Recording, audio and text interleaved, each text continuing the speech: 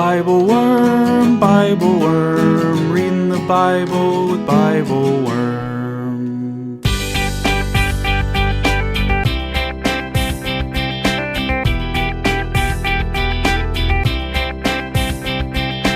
Welcome to BibleWorm, getting to the core of the biblical text. I'm Dr. Amy Robertson, Director of Lifelong Learning at Congregation Or Hadash in Sandy Springs, Georgia. And I'm Dr. Robert Williamson, Professor of Religious Studies at Hendrix College and the founding pastor of Mercy Community Church in Little Rock. We're here every week to discuss the biblical text, both as biblical scholars and as people of faith, one Jewish and one Christian.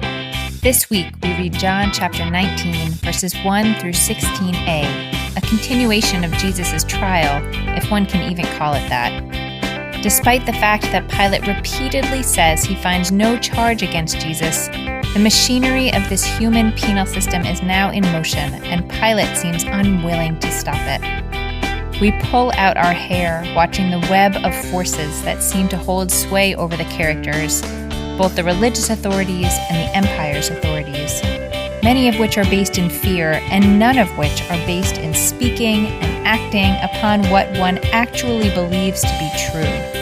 And we see pretty clearly that indeed the empire would lose its power if it could not hold the fear of death over its people.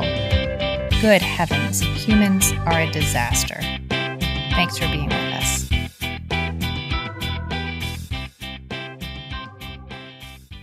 Hey, Bobby.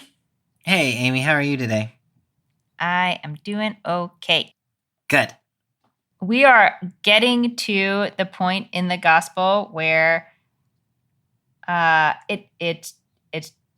this is a sad story for me to read, Bobby. And I was talking to my husband about it last night, and I said something like, "This is just a heart-wrenching story, especially if you don't get the resurrection. Like if you read this as a Jewish person and that doesn't, it just is heart-wrenching." And you know what he compared it to? I cannot imagine. One of your favorite, I think, cultural moments. It's a Friends episode. Do you remember the Friends episode where Phoebe starts watching It's a Wonderful Life? Oh, yes. And says, this is the most tragic, horrible movie ever, and she won't watch the end of it. And people keep telling her, like, it's not, but you have to watch the end of it. That's what he compared my problem to. So just like if you stop before the end, it's going to be terrible. You got to keep watching. Yeah. And I was like, well, it's not that I'm not going to read the end, but like it, there different truth claims here. My favorite thing about that Friends episode is like before that, the reason she does that is because you remember she watches like Old Yeller and all these like films that have terrible endings, but her mom always turned them off before they ended. So she's like, Old Yeller, what a sweet story about a dog. And then she watches it and she's like, oh my God, what is happening? And so then when she watches that It's a Wonderful Life, she turns it off because it's so terrible. She didn't want to see how it ends. She doesn't want to see the end. Yeah. Yeah. Yeah. We're in that part of the story. I will say, I mean, I've said this probably the last 2 weeks or 3 weeks in a row, but this narrative lectionary cycle is really lingering over the trial and crucifixion of Jesus in a way that the other years prior to this one have not done. And it is really kind of an excruciating story to sit through at this pace. I'm there with you, even though I do get the resurrection and like I have seen the end of the movie and I do know what happens. It's still like even when you know that that's what's coming or that's your belief system that that's what's coming, watching this unfold and the tragedy. I mean, for Jesus, but also for the human. It's just for the whole. It's rough. It is very rough. Yes. And I imagine for people who are leading congregations, it's rough to spend all these weeks in this time. Yeah. I feel for you, people. Yeah. When I was growing up, we just skipped from the Last Supper on Maundy, Thursday to Easter. Like I grew up without ever really, like you knew there had to have been a crucifixion in order to get to the resurrection, but we never really talked about it. It was a perfunctory crucifixion. Yeah. Yeah. And I mean, part of me is grateful for that because like the resurrection is the part of the story that is inspiring. The crucifixion, though, like it makes, if you skip the crucifixion, it makes the reality of the resurrection a little cheap. It's like Bonhoeffer talked about cheap grace. It's kind of like that. If you get resurrection without having to wade through what comes before resurrection. But man, it is painful. Yeah. Yeah. Mm-hmm. Keep watching, Phoebe. And it gets better. Oh, okay. So today we are in John chapter 19, verses 1 through 16a, the first part of verse 16. We left off, just the verse before this. So there's nothing I think we really need to fill in here. Are there any comments you want to offer before we dive in? No, I mean, the only thing, just if you have not listened to the previous 2 episodes, Jesus has been on trial for 2 episodes. First, he was under trial by Annas and Caiaphas, the high priests. Last week, then, he began his trial with Pilate, which ended with the release of Barabbas. Mm-hmm. And so this week's text is picking up right in the middle of that. Jesus is still being examined by Pilate. So the trial's been going on now. This is the 3rd week of the trial. Yeah. Yes. And it seems important to my reading of the text to pull out that Pilate has done this, at least initial examination, and has said, I find no case against him. That's exactly right. Mm-hmm. But the system is what it is, and Jesus is still set to be punished, even though Pilate sees no ground for it. Yeah. That is an interesting framework just to think about this text, and we'll have to keep coming back to it. But, this text is at least in part about the miscarriage of justice in human justice systems. Yes. And that you just set that up very nicely about everybody knows he's innocent, or at least maybe that's not exactly fair, but Pilate has determined that he's innocent, and yet Pilate's going to end up executing him anyway. Mm-hmm. And that kind of thing happens still, yet again. Yes. Yep. So we are picking up then, I'm reading from the NRSV, chapter 19, verse 1. Then Pilate took Jesus and had him flogged, and the soldiers wove a crown of thorns and put it on his head, and they dressed him in a purple robe. They kept coming up to him, saying, Hail, King of the Jews, and striking him on the face. Pilate went out again and said to them, Look, I am bringing him out to you to let you know that I find no case against him. So Jesus came out wearing the crown of thorns and the purple robe. Pilate said to them, Here is the man. When the chief priests and the police saw him, they shouted, Crucify him, crucify him. Pilate said to them, Take him yourselves and crucify him. I find no case against him.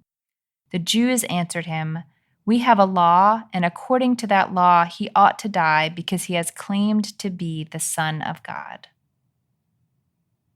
I almost suggested that we should, I almost wanted to stop after the very first verse because when I read it, just knowing that we're coming from this scene where Pilate just said, I find no case against him.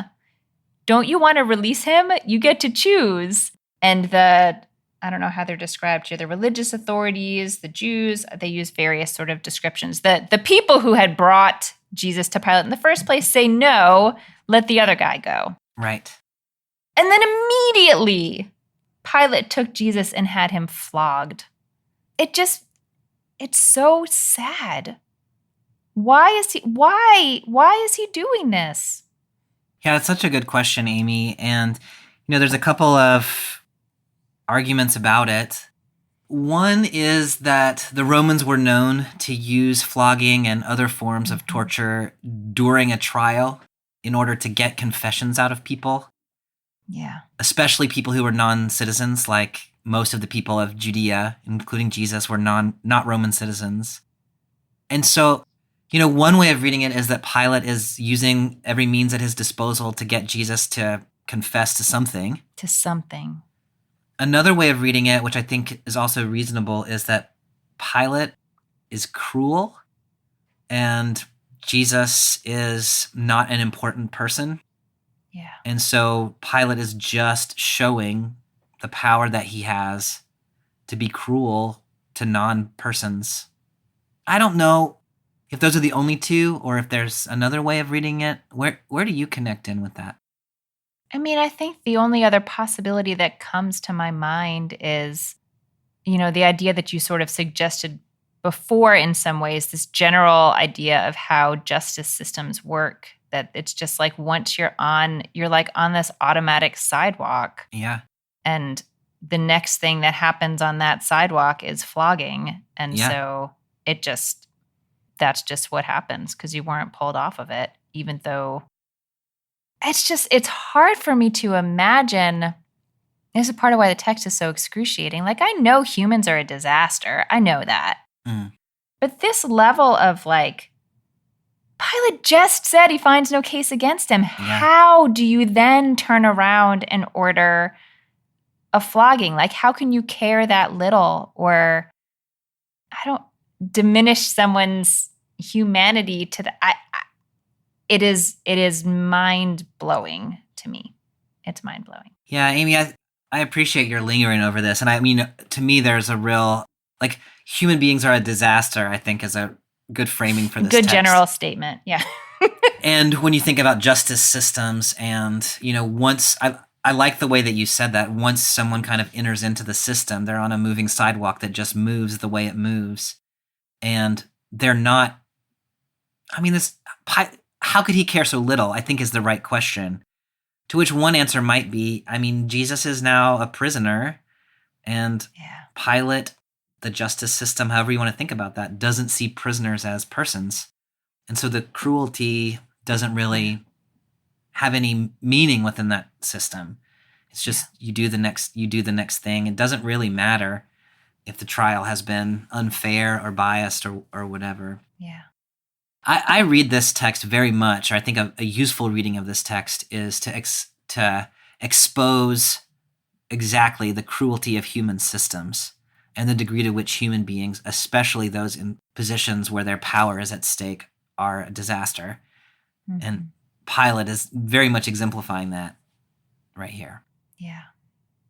And it does not get better. It does not get better. It does not get better from there. Amy, you raised you said the Jewish leaders are the religious leaders, or the Jews are whoever, or something like that. And I think that John, we've talked about this before. John is being very imprecise here in ways that I think are deeply problematic. The Common English Bible actually translates the Jewish leaders throughout this text, which I think it's actually not in the Greek. Like, those words are not in the Greek, but that's what seems to be in view here, is that these are the Pharisees and their deputies, whatever that means exactly, but religious people in authority who are protecting their traditions, trying to keep the Romans happy, trying to preserve the peace, however you want to frame it. Like, there's still a lot to work out there, but I think we very much should read these as the religious leaders, who in this case are Jewish. And definitely not read this. The NRSV, like, I get why they translated it the Jews, because I mean that's the way John wrote it. Right. But it's a problem, I think, to read it that way. Yeah. I was last night. I was at a story slam for my congregation, and people were sharing stories of moments in their lives that really shaped their beliefs in the world. And someone told a story of, this person was living in Alabama. There were, very, very few Jews where they were living, small town, really lovely people, close friends, good neighbors. And they had the occasion to go to church once with neighbors of theirs who were, very kind and loving people. They were very good friends.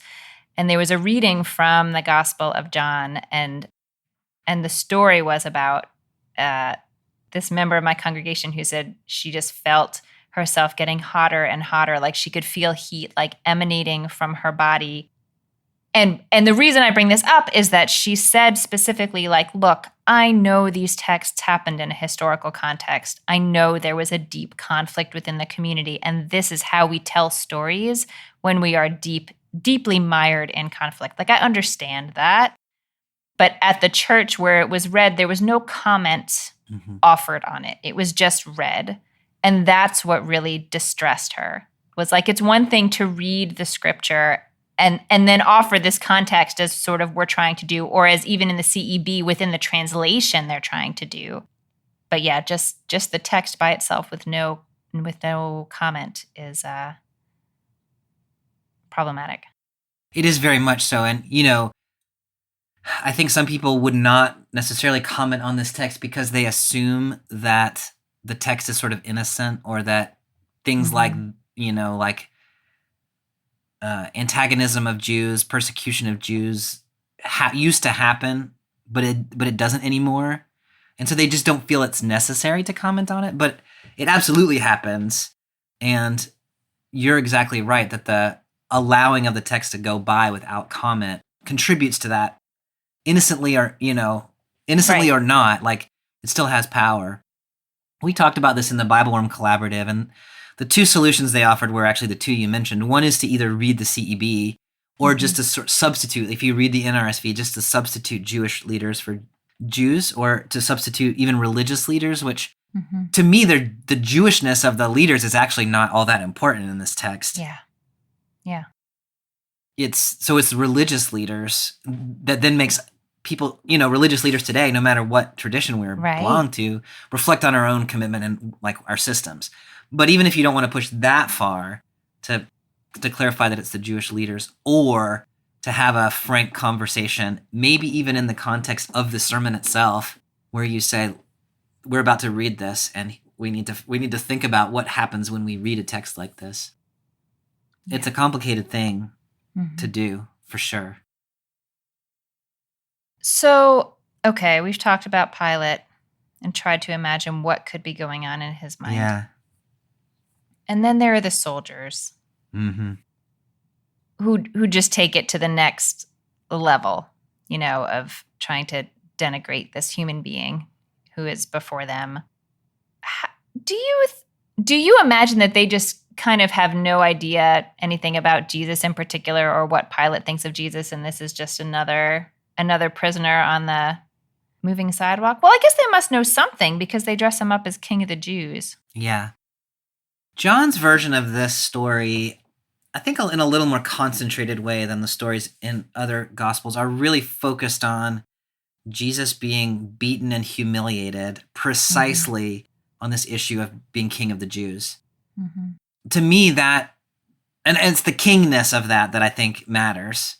And I think that that's what's happening with these soldiers, is they know that this is the charge that's been brought against him. They think it's a ridiculous claim for him to have made. They're, showing him who's actually got power here, mocking his. I mean, Jesus hasn't actually even claimed to be King of the Jews. It's been claimed about him. Yeah. And so they're mocking him that way. I also think there's just kind of, when you are a soldier, or really whatever position you are in, and the person who writes your paycheck has taken a position about something, like, your inclination is to follow the position, right? You're not really going to process like the humanity or inhumanity of what you've been asked to do. You just kind of do it. Right. I think probably all of those things are at play with the soldiers. Yeah. Yeah, I mean, it makes me think of various images that we've seen in the media of people who are political prisoners or just prisoners in our justice system, and the way that they can be humiliated by the soldiers, by the staff. And it makes me think about this sort of, have you heard of the category of moral injury, or the idea of moral injury? I have. I could probably use some refresher about what that means exactly. I mean, I'm not an expert in it, but the idea is that when you feel pressed to do something, because, as you're saying, your boss wants you to do it, or whatever, the powers that be require you to do it in some way that is wrong, you believe is wrong, it damages you. Yeah. And it eventually starts to sort of shut down some of the voices of morality within you, because you can't live in that kind of tension for so long because it's too painful. So I don't know. I think part of what I'm doing is because it's so painful for me to even read this story, is to think, like, what could be happening in the minds of the people who are doing this? Yeah. It's so hard for me to believe that humans are this way, and yet I know that sometimes humans are this way. Yeah. We were already talking about this a little bit last week when the slave of the high priest, was it last week? The slave of the high priest slapped Jesus for insubordination. And we had this conversation, must have been 2 episodes ago. Yeah. We had this conversation about why would somebody of a slave status be about the business of slapping people for insubordination. And to me, this is a recurring theme throughout this, is that the systems that are in place, I don't know exactly what the verb is. They don't force people. They I don't know, they result in people being cruel. Yeah. In ways that the people are ultimately responsible for. Right. But it's not exactly that they're bad people. It's not exactly that they were bought into this or they thought this was a good idea. It's just somehow they're on this automatic sidewalk too. Yeah. Like they're in this system and they maybe don't have the strength to stand up to it, but yeah. I think that's right. And I think this text is inviting us to think about that, and then also to think about ourselves kind of as part of that world, and where would we find ourselves in the conversation. Are you surprised that Pilate then brings him back out again to the crowd to say, I just want to make sure you really know for real yeah, that I find no case against him while he's wearing this ridiculous outfit? Yeah. Like there's a clear mockery that's going on here. In the other Gospels, I think it's the case that Jesus is actually beaten at the end of the trial, and then he goes from there to the crucifixion. There's not this kind of going away and coming back thing. You'd have to check me on that. I'm pretty sure that's right.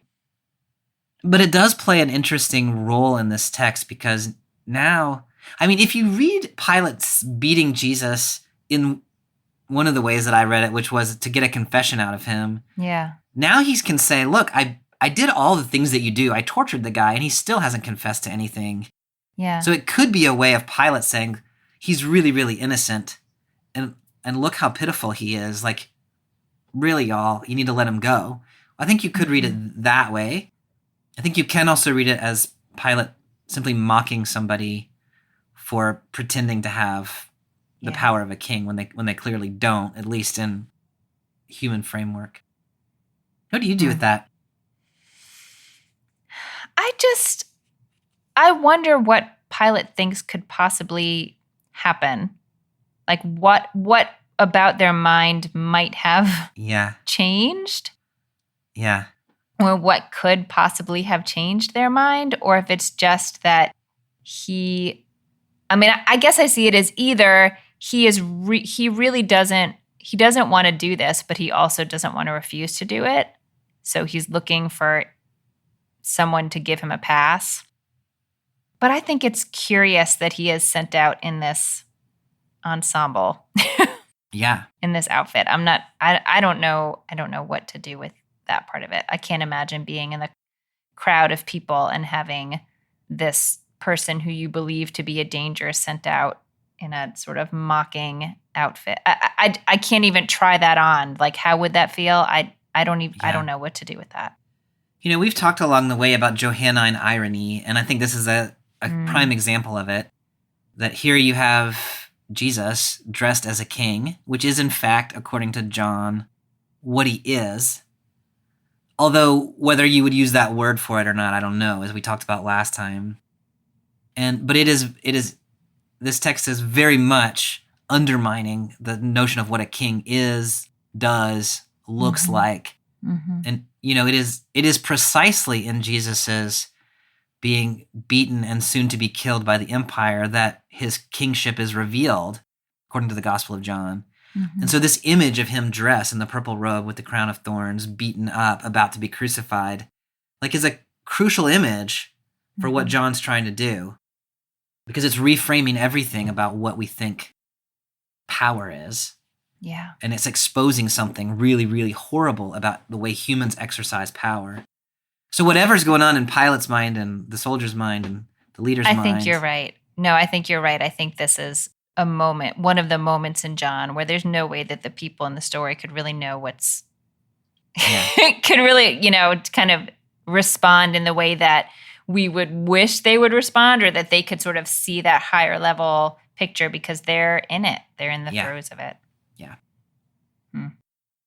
Okay, so finally in verse 7, the people who are there, the Jews who are there, tell Pilate what they think Jesus' crime is. Mm-hmm. They have not done that before. They've given this sort of coy answer, Yeah. we wouldn't have brought him here if he hadn't done something. You figure out what he did. Yeah. And they articulate the crime that he claimed to be the Son of God. They didn't use the word king in their articulation. Yeah. Is that surprising to you based on, we had sort of imagined before that maybe the Jewish leaders were afraid that the empire wouldn't want someone, I don't know, does it make sense to you that's how they would describe the problem here? Now, this issue with the king is so fascinating because I don't think anybody's ever called Jesus a king except for Pilate. That people tried to make Jesus a king back in chapter 6 and he ran away. Mm-hmm. The Jewish leaders here, they're going to go on in a minute to say, we don't have a king. We're not claiming this guy to be our king at all. So it's interesting that, the different terms that everybody's arguing about. Jesus has not claimed to be a king. He said, you say that I'm a king. Yeah. And, maybe I am, maybe I'm not. What are you going to do? So you're right that the religious leaders have been very cagey about what exactly the charge is going to be. Mm-hmm. Back in chapter 11, it was because Jesus has the power over life to raise Lazarus from the dead. And how are the Romans going to respond to that? Here it's Jesus is God's son, which is both blasphemous and also politically problematic. So it's really interesting. In one way of thinking about it is the Gospel of John's claims about what Jesus actually is are really complicated, right? He's human, he's God, he's truth, he's light, he's word, he's kind of like a king, but not exactly like a king. Not what you mean by king.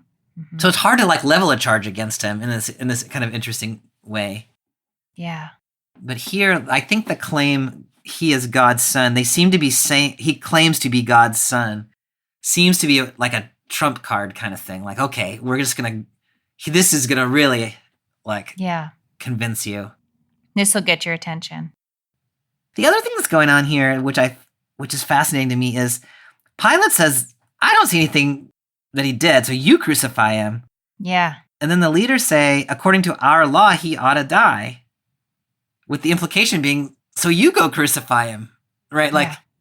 Normally people didn't crucify people unless they were Romans. Yeah. So Pilate's giving them permission to use crucifixion, and then they're coming right back and saying, no, we're not going to do that. We're not going to do it. Yeah. It's more passing the buck. Yeah. I don't feel like I really said anything there that was very conclusive. No, I don't. It's an infuriating story. All right. Should we go on to the next section? Let's do it. It'll continue to infuriate us, and then we can reflect great. about it at the end. And then we can take a Xanax. Okay. Hi, everyone. My name is Tom Harris, and I'm the pastor of Govans Presbyterian Church in Baltimore, Maryland. And I'm a BibleWorm supporter at the virtual worm level. Every week, I get to begin my sermon preparation by listening to the BibleWorm episode for the upcoming text. I choose to listen to BibleWorm because the text-based interfaith dialogue between Bobby and Amy is so unique.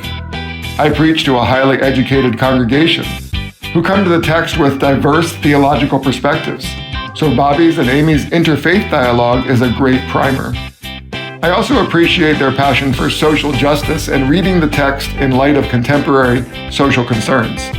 As a virtual worm supporter, I get to join Bobby and Amy and other pastors around the country for a monthly Zoom Bible study of upcoming texts before the episodes are recorded. This allows Amy and Bobby to be more in tune with some of the questions their listeners bring to the passage in their particular contexts. So I hope you'll consider becoming a supporter of BibleWorm. You can find out more at patreon.com/BibleWormPodcast. So thanks for listening, and now back to this week's podcast.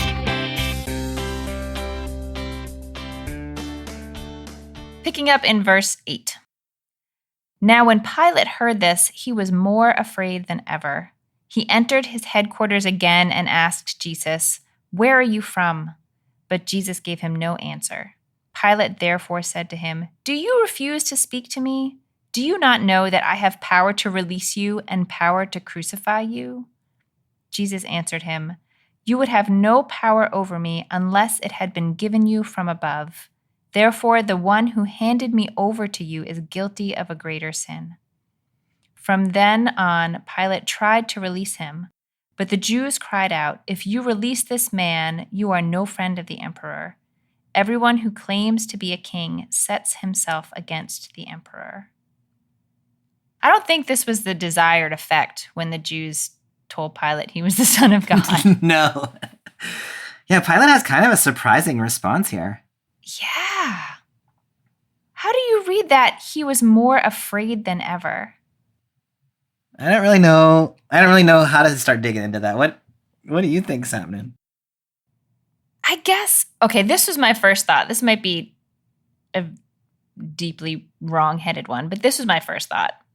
That Pilate already didn't really want to be involved in this. Yeah. And now he's like, oh, crap. Like, Yeah. for real, I don't want to touch this bad boy with a 10-foot pole. Like, I want nothing to do with this. Yeah. But as the leader, he can't quite just he can't just say, "I'm out." Like he has to do one thing or the other. And yeah, I think Pilate's really feeling both I am the authority and I should have the power here, as he basically says to Jesus, and also getting this sort of sinking feeling in his gut that maybe he is not the one who has the power. Yeah. I think that's right. And in the BibleWorm Collaborative, we were talking a little bit about this, and people were saying, like in the Roman world, it was entirely possible to be living your life and then a demigod or a son of a god or, somebody who has other than purely human status could really show up. Oh, that's an important thing to know. I didn't know that. Yeah, in the context of, the Roman world, like the claim that like I'm actually a divine being. If you think about, the Odyssey or these places where, Achilles, people who are part human and part God and doing things, this is, at least in theory, a belief that one could have had. And I think you're exactly right. Like Pilate is into something that he doesn't want to be into. The ante has been upped. He thinks, I don't want to have anything to do with a divine being. Mm-hmm. Maybe he's not sure who has the power in this situation. Yeah. Right, because one would assume if you get involved in executing a divine being, there are going to be some consequences. Yeah. To that. Which is in fact exactly what is happening, according to John. Wait, say more about that. I mean, Jesus is a divine being, according to John. Yeah. Yes. Yeah. Yes. And then they get into this conversation sort of about consequences, maybe, sort of. I mean, Pilate tries to kind of intimidate Jesus into answering the question, and surprise, surprise, that is not successful. But then Jesus says this funny thing: "You would have no power over me unless it had been given you from above. Yeah. Therefore, the one who handed me over to you is guilty of a greater sin." Yeah. How do you understand that? I mean, there's several things that are going on in there. One is Pilate has said, "Don't you know I have authority to release you and to crucify you?" Mm-hmm. Which is Pilate claiming to have power over life and death. Yes.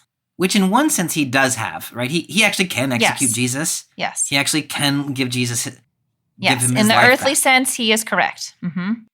The story, as a whole is going to show us that in fact, Pilate has no power over life and death, that God has the power of giving life, like creating life, and also of resurrecting, and that death in fact has no power. Mm-hmm. And so we've got this sort of conflict of like who actually has the power over life and death. Jesus is not really entering into that conversation exactly but it's clearly implied. I mean, those of us who've been reading the gospel know that, in fact, nothing in the world came into being except through him. We know that since the prologue. Mm-hmm. And so Jesus is that authority. This thing that you're saying, that you're pointing to, you wouldn't have any authority. Like, you don't have any authority because all authority rests in God and therefore in Jesus. Mm-hmm. So the only way anyone has any authority is because it's given to them from above. That from above, by the way, is the same from above that is used in John 3 with the story of Nicodemus when he says you have to be born again from above. Mm. So it's something about on a spiritual plane or given to you by the power of God or something like that.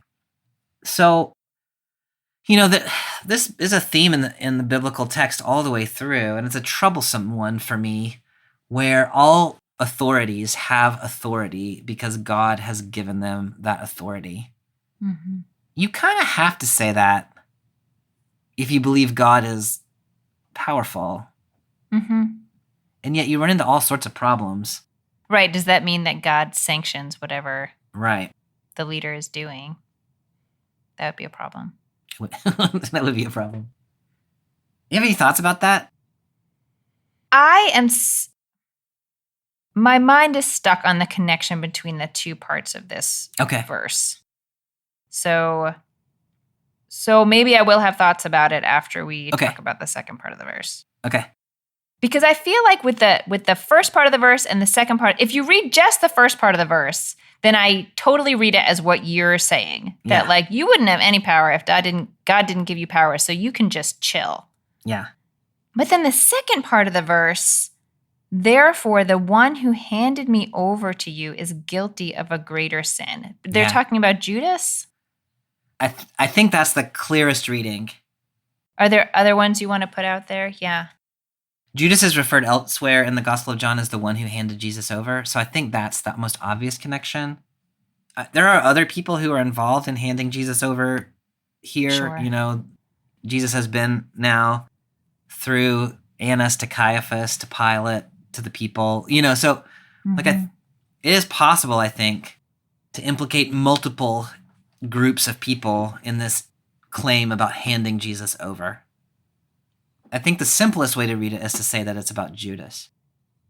Yes, and I appreciate that broadening of it also.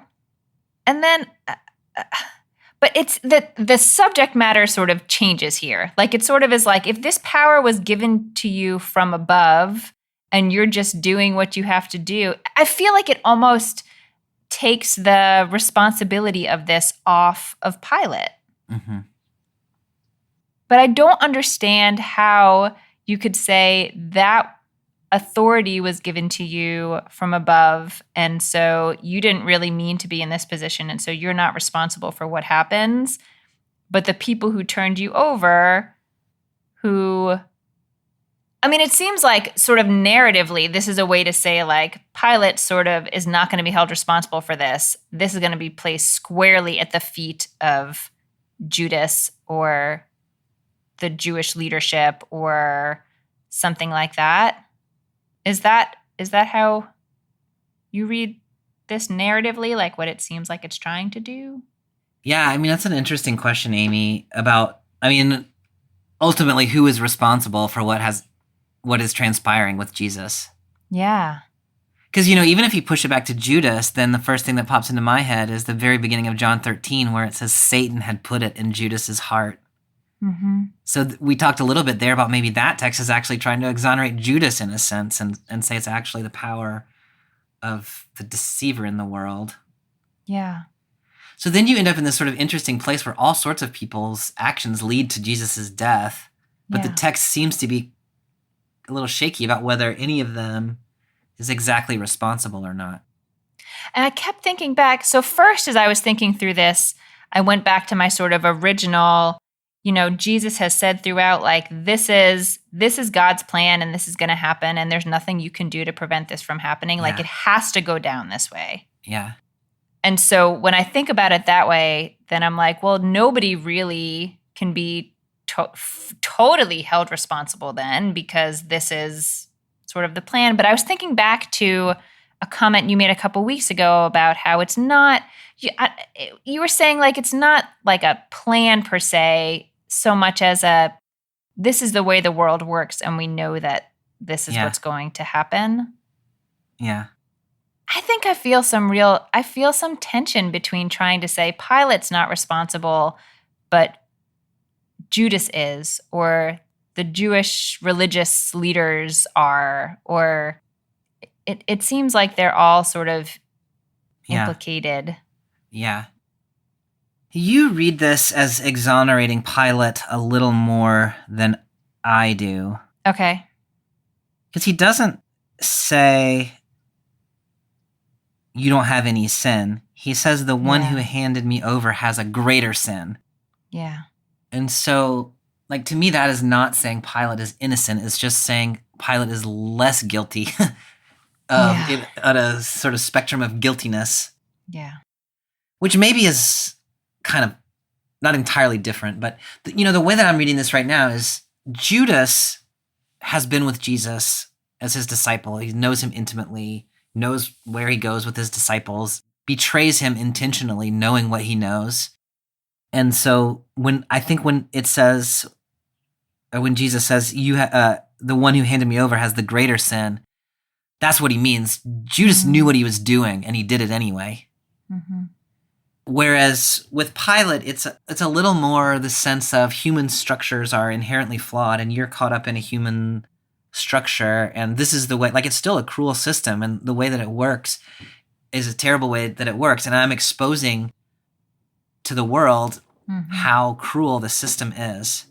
And yet, the worst thing still is knowing what you're doing and doing it anyway. I don't know. Even as I'm saying it out loud, I'm not entirely convinced that either that I'm right or that makes me satisfied. No, I mean, I hear you. It really is. On the one hand, you could say Pilate just happens to be in this job. Like, this wasn't, Pilate didn't ask for this mess to show up on his doorstep one day. And also, that's, all it takes for evil to prevail is for good people to not do what they know is right with whatever power they have. Yeah.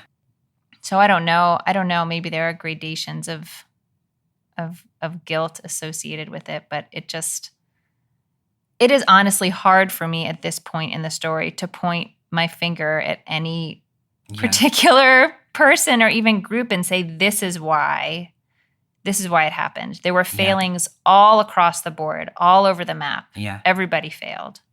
Yeah, Amy, I think that's the most helpful reading to me. I think that's exactly right. What exactly you do with this sort of the most guilt is reserved for this one, I'm not sure. But I think your bigger point of everybody is trying to navigate this situation. We've tried to talk about the various sort of things that are at stake for people and the various ways in which the system is working, and that people are just kind of doing the thing that they think is best. And in fact, what they're doing is really awful. Mm-hmm. And when you read it that way and you say all of those folks have responsibility, have guilt in the system, then it comes pretty quickly back to you and me and all of us who also go along with these systems that do terrible things all the time. And we're not exactly guilty in the way that Judas is guilty, sort of most of us anyway, sort of intentionally doing things that harm people. And yet we're still caught up in this thing that is the system is being judged, and we're being judged. The system is being judged, and all of us have some power to stop it. Different amounts of power, but all of us have some power, and most of us, most of the time, are not using it. Yeah. It is interesting here that Jesus is not giving Pilate an out, but nor is Jesus trying to trip up Pilate and make him do something he wouldn't otherwise do. Yeah. Yeah. So in that sense, Jesus' sort of reticence about engaging in the conversation at all is a way of just letting Pilate be Pilate, and then we can say at the end, when Pilate is Pilate, when Rome is Rome, when religious authorities are religious authorities, when I am me and you are you, look at the kind of things that happen. Right. Okay, I have one more question about this part. When Pilate at the end, Pilate tries to release him, and the Jews say, if you release him, you're no friend of the emperor. Everyone who claims to be a king sets himself against the emperor. Yeah. What?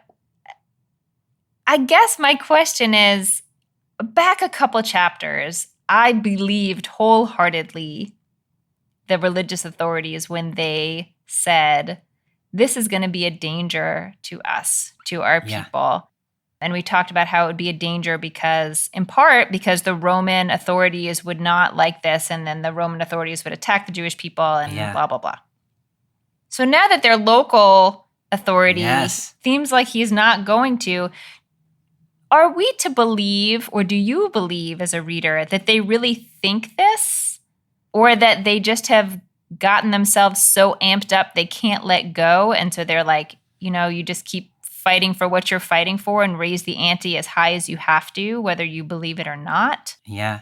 Or that it was never true in the first place for their rationale? Or I really love this moment in the Gospel of John because I think it reveals something that's really true about the way the world works. And that is this sort of, our tendency is to function with this kind of binary between, like, there's the Romans and there's the Jews, and like all Romans are Romans and all Jews are Jews, and there it is.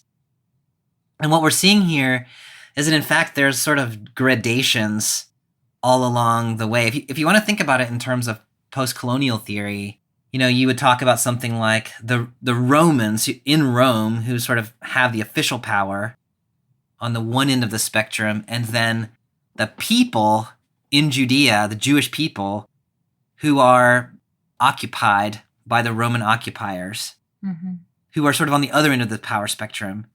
And then in the middle, you've got these two kind of interesting hybrid spaces. One is Pilate, who is a Roman elite, but not in Rome. He's a Roman elite whose power, in some ways, depends on keeping the peace where he is, or he's going to get yanked. Right. And then you've got the Jewish leaders here who, I guess we would call the indigenous elite or something like that. They're not exactly the same as the Jewish people who are just average people on the street. Yeah. They have an investment in the system that is different, both in terms of trying to protect their heritage and also trying to keep Rome happy, and also, to an extent, trying to preserve their own power. And so they're not so this is a fascinating moment when what they end up doing is going over Pilate's head to say, we're the really loyal ones. You are a traitor against Caesar. And they're using the tenuousness of Pilate's position to threaten him with a greater authority, of which he is even more afraid. Right. In order to protect the people, presumably, like that's the best reading is, they really think Caesar's going to be upset about this, and so they're trying to protect them by manipulating Pilate however they have to. Yeah. But the complexities of human power... Yes. I mean, you just start tracing. I love the way that you just sort of traced this like web between all these different like gravitational forces that are pulling them one way or another. And it is fragile the way that all these things interact with each other. And that creates a lot of fear about what will happen if there's big movement one way or the other.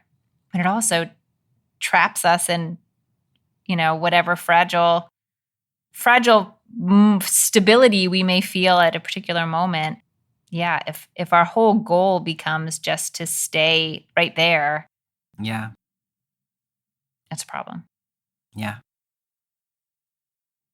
All right, so I'm going to read the last couple of verses, picking up in verse 13. When Pilate heard those words, he brought Jesus outside and sat on the judge's bench at a place called the Stone Pavement, or in Hebrew, Gabbatha. Now it was the day of preparation for Passover, and it was about noon. He said to the Jews, "Here is your king." They cried out, away with him, crucify him." Pilate asked them, "Shall I crucify your king?" The chief priests answered, "We have no king but the emperor." Then he handed him over to them to be crucified. I'm a little curious about how, when Pilate brings Jesus outside and says to the community who's gathered there, says to the Jews, "Here is your king." Do you think he's trying to egg them on? Like, I keep going back and forth between, I have a lot of trouble understanding what Pilate is doing. Sometimes he seems sincere and human, and sometimes he seems to just slip into these power games. This seems like a power game. Or maybe he's just really not good at dissuading them. Yeah, Pilate is an enigma to me in this text, for sure. Because, I mean, they have just gotten finished saying anyone who makes himself out to be a king opposes the emperor. Yeah. So they're saying he's not our king. And then Pilate says, "Here's your king." And they're like, "That's not our king." Right. The way that I know to read that is the one reason that Pilate would crucify Jesus is because he's a traitor to Rome. And that hinges on Jesus having claimed to be a king, which he has never done. And so Pilate keeps using this word to say, "Here's the reason I'm executing him. He's your king." And then the leaders keep saying, "But he's not our king, but he needs to be crucified." And so you get this kind of complicated moment where this is the way that Pilate has to think about it. And so I think he's trying to clarify for them that he's doing a thing he doesn't want to do. And he's by needling them. And we're going to see next time when he crucifies Jesus, he's going to put a plaque over his head that says King of the Jews. Yeah. And, that's the charge. And I think Pilate is saying, I don't think it's a genuine charge, but I'm going to do it because I don't want to, I feel threatened by you going over my head to the emperor. I'm not comfortable in my power, so I'm going to do it. So then you end up with this really interesting situation in which Jesus is going to get crucified for a charge that no one has ever agreed about and no one has really taken responsibility for. Right. Although here Pilate does sit on the judgment seat, which I think is maybe this is ruling from the bench in our terminology. What do you do with all of that? Yeah, I mean, I think your explanation of it is really helpful. That the reason that Pilate is really hammering on this king idea is because that's like the legal charge, right? This is this is the code he's being brought up on, even though the community that brought him there is saying, no, it's, he's not our king. Have you ever heard of the Road to Abilene? It's a story. I don't know anything about it. It's it was a story that someone told me in the context of congregational life, like making community decisions and board decisions and whatnot. And I don't think it's exactly what's happening here, but it keeps popping into my head, so I'll just say it.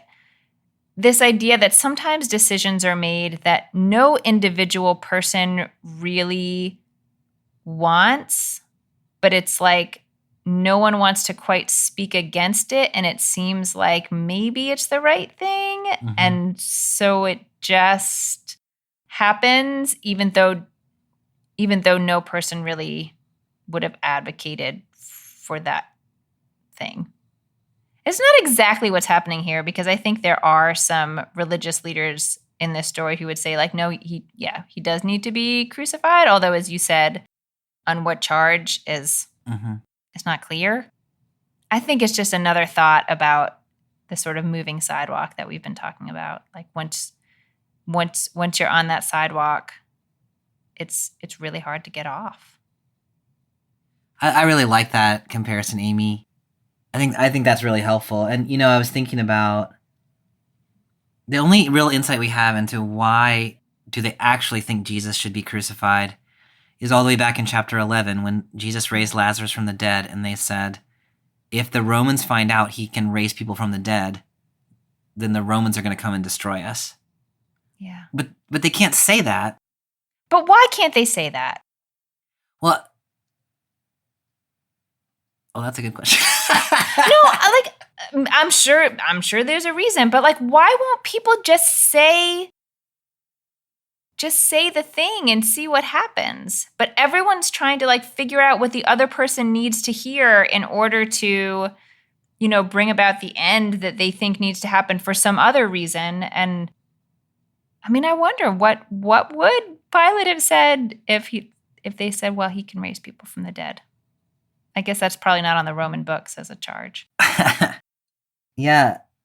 I mean, this is probably an overly theologized reading or politicized reading. I don't know what you'll think about it.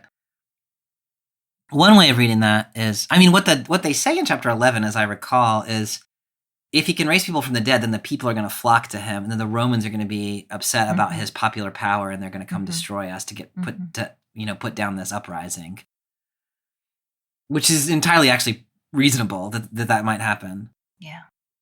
Beyond that, the power that the Roman Empire has, the power that all empires have, is this illusion which Pilate has said in this text, that they have power over life and death. We can give you life, we can give you death. Which is pretty much what Pilate just said. It's exactly what Pilate just said. I can let you go, or I can kill you right now. Yeah.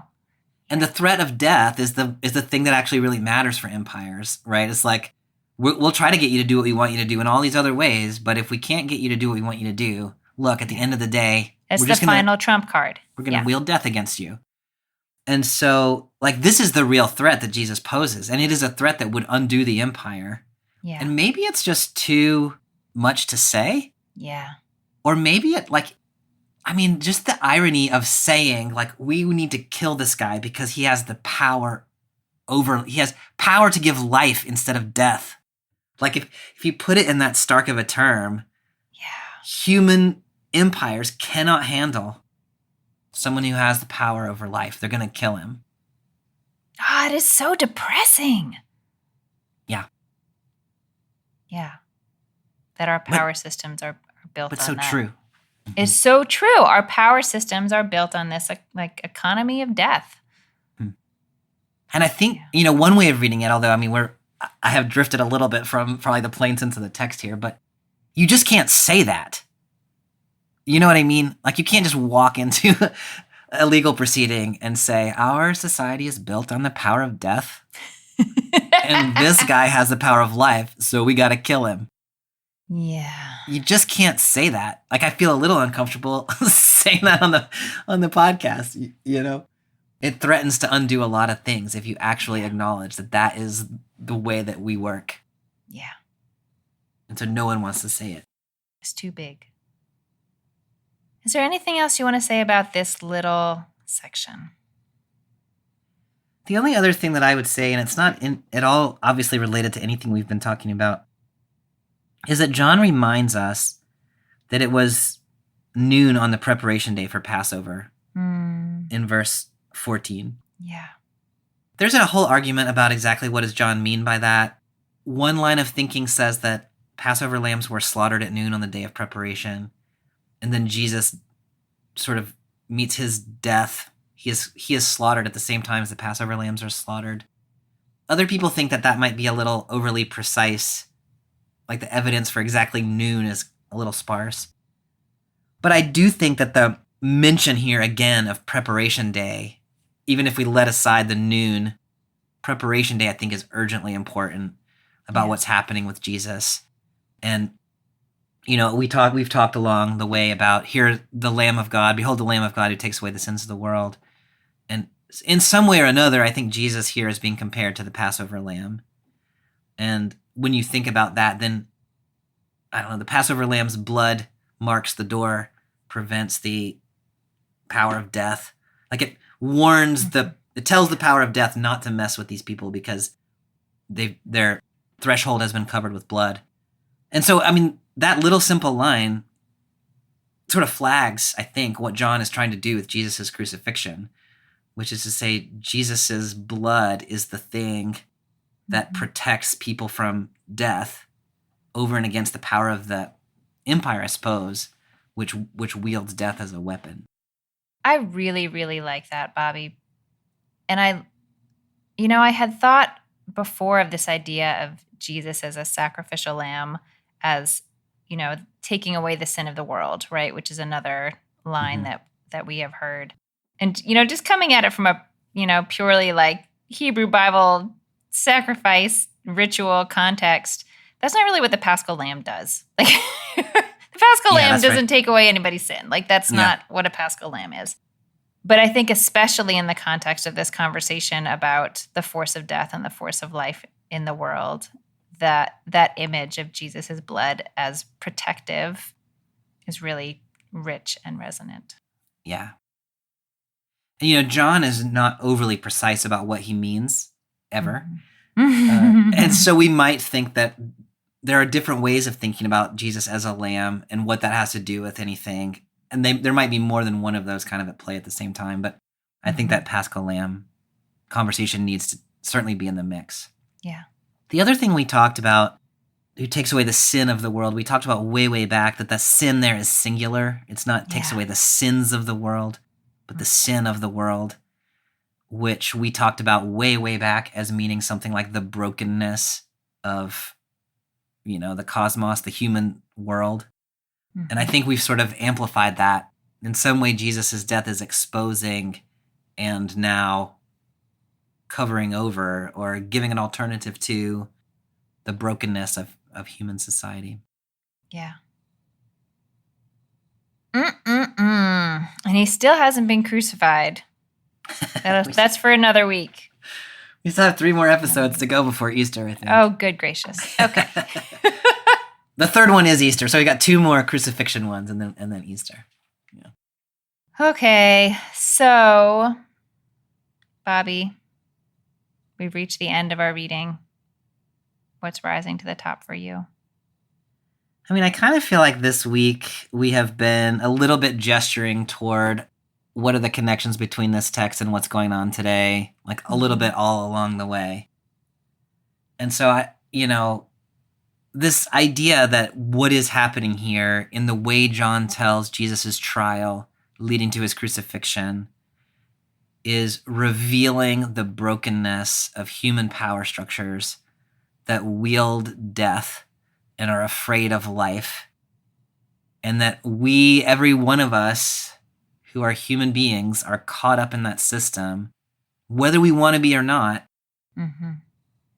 To me, that's the point of this text. It is exposing the way the world works.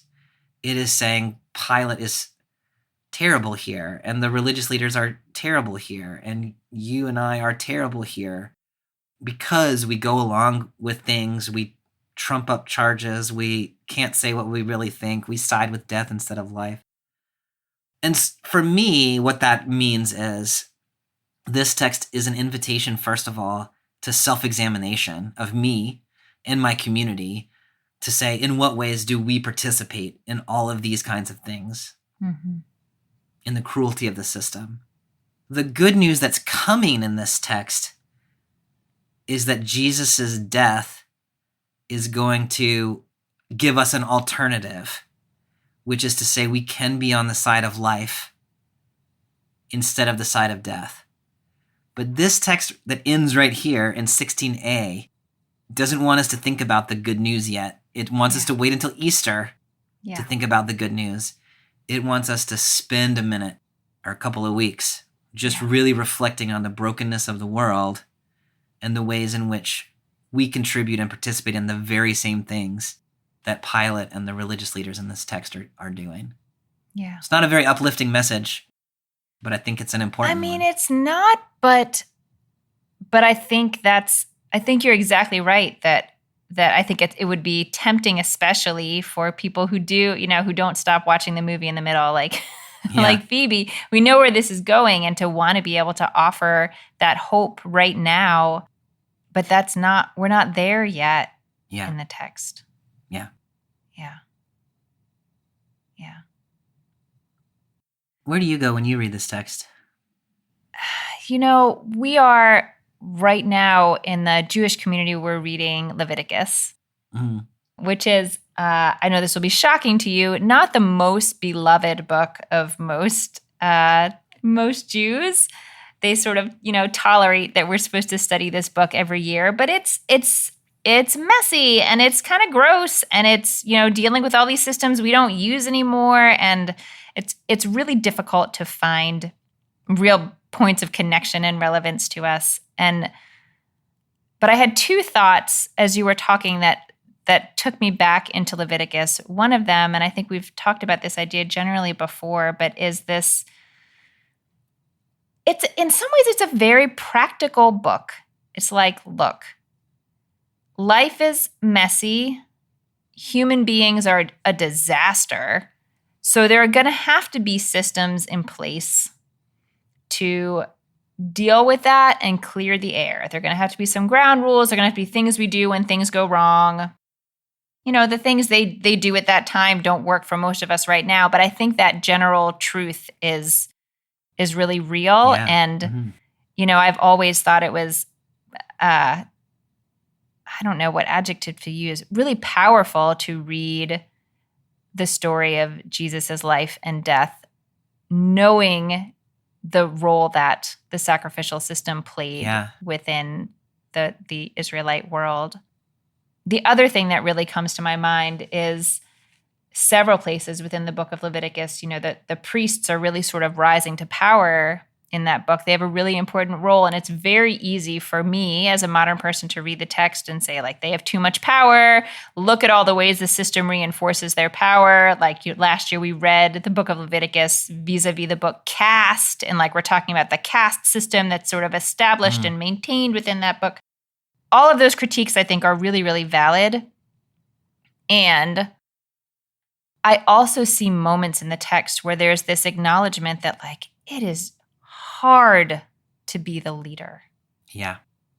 And when the leader messes up, it has huge consequences for the community. And, you know, I see that in the religious authorities here. I see that in Pilate, who, like, at the end of the day, Pilate, you actually can't worm out of this. You have to do one thing or the other. And I am thankful that I'm not in that kind of role. I do. As much as he drives me insane here, I also feel some empathy for just how much, I know it's shocking, just how much pressure is on our leaders and how much, and it's real. It's not manufactured. Like, it's real. Yeah. We need everyone to do the right thing. And all the more so, we need leaders to have the courage to do the right thing. And that is not how this story goes. Yeah. I appreciate you so much, Amy. I say this all the time, the way that you try to empathize with the characters in the text that nobody wants to empathize with. But it's really true in this text that everybody is afraid of something. But it's not clear that anybody needs to be afraid of anything. So, you know, all these things like, oh, the emperor's going to be mad, like that gets invoked. And, you know, maybe everybody should be afraid, but the reality is everybody's nervous about things that nobody actually knows if they're true or not. Right. And so with us as well. So I appreciate your having some empathy for the leaders in this story, which opens a space to have some empathy for ourselves as well, which is also important. Next week is we're reading the Palm Sunday text. Yeah? Well, it's interesting, and it is Palm Sunday next week, but the narrative lectionary has us continue on with the crucifixion of Jesus in the very next half verse, 16b. So we're going to do that, 1916b to 22, and then we might mix in a little bit of the Palm. I don't know if you can have Palm Sunday without the Palm Sunday text, but I'm sure you can. We'll see what we're going to do. We're at least going to continue on in 19, though. Yeah. Sounds good. Our slow and torturous march. Yeah, it'd be kind of nice to go wave some palms, wouldn't it? Instead of... It would, yeah. Yeah. Nice and breezy. All right, Bobby, thanks for a great conversation on a tough text. I will see you again next time. All right, see you next week. Thanks, Amy. Bye. Thanks for joining us for this week's episode of BibleWorm. If you've enjoyed this free podcast, we hope you'll help us keep it going by joining our Patreon for as little as $4 per month. You can also sign up for other goodies like early access, video lectures, weekly liturgies, and more. Visit patreon.com/BibleWorm podcast for details. BibleWorm is produced by Bobby Williamson and edited by Joel and Laura Becker. Our theme song is sung by Colin Bagby.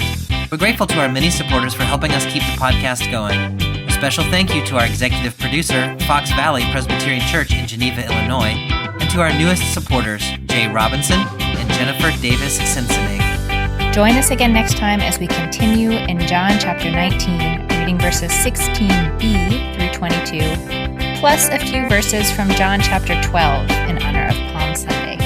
Until then, keep on digging.